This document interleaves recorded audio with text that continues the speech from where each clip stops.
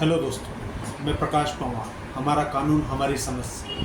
हमने पिछली बार देखा था कि पावर ऑफ अटर्नी अधिकार पत्र कौन दे सकता है और ये किस प्रकार से उपयोग में आता है। सबसे पहले तो हर 18 वर्ष का वयस्क व्यक्ति पावर ऑफ अटर्नी दे सकता है। वह अपने किसी रिश्तेदार को दे सकता है, किसी दोस्त को दे सकता है, या जिस पर उससे अत्यधिक विश्वास हो उस व्यक्ति पर पावर ऑफ अटर्नी दे सकता है। पावर ऑफ अटर्नी देने पर आपके द्वारा जो कृत्य उससे किए जाते हैं उनका उल्लेख उस पावर ऑफ अटर्नी में होता है कि आप ये कार्य करेंगे, आप वो कार्य करेंगे।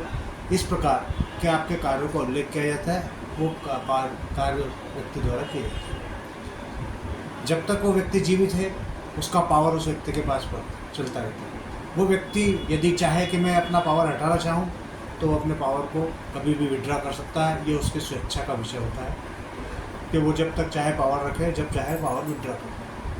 कई लोग अस्वस्थ होने की वजह से पावर ऑफ अटर्नी दे देते हैं, कई अपाहिज होने की वजह से पावर ऑफ अटर्नी दे देते हैं ताकि उनका कार्य रुके नहीं और सुचारू रूप से चलता रहे।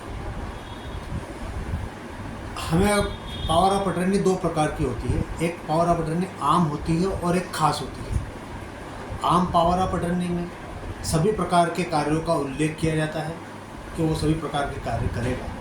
और ख़ास पावर ऑफ अटर्नी में किसी विशेष कार्य के लिए, यानी किसी व्यक्ति को किसी कार्य के लिए रजिस्ट्री करवाने के लिए या न्यायालय में केस लड़ने के लिए या अन्य ऐसी कोई कार्रवाई करने के लिए जाता है, उसे खास पावर ऑफ अटर्नी होती है। तो इस प्रकार ये दो प्रकार की पावर ऑफ अटर्नी होती है। व्यक्ति अपनी सुविधा के अनुसार उस पावर ऑफ अटर्नी को करता है। पावर ऑफ अटर्नी अपने जीवन काल में उसके रहते हुए उस सारे कार्य को करती है जो वो चाहता है। और अगर उसे किसी पर विश्वास नहीं हो, उसे लगता है व्यक्ति गलत है, तो उस पावर ऑफ अटर्नी को तत्काल निरस्त भी कर सकता है।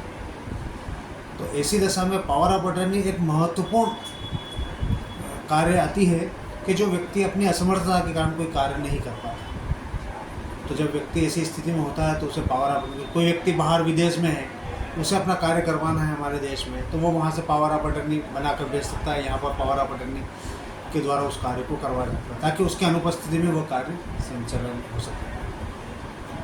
तो ये है power of attorney.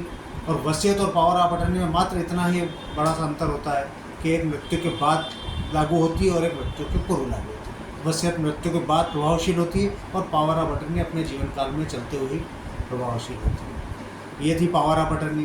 Power of attorney के विषय में आपको अन्य कोई जानकारी चाहिए, अन्य किसी कानूनी विषय में आपको अन्य कोई जानकारी चाहिए, तो आप हमारे चैनल को देखते रहिए, सब्सक्राइब कीजिए, लाइक्स कीजिए, कमेंट्स करिए। हम आपको कानून के बारे में निरंतर जानकारी देते रहेंगे। आगे हम आपके लिए अच्छे कानून के बारे में जानकारी लेकर आएंगे, इसलिए आप हमें लाइक और सब्सक्राइब करें। नमस्कार।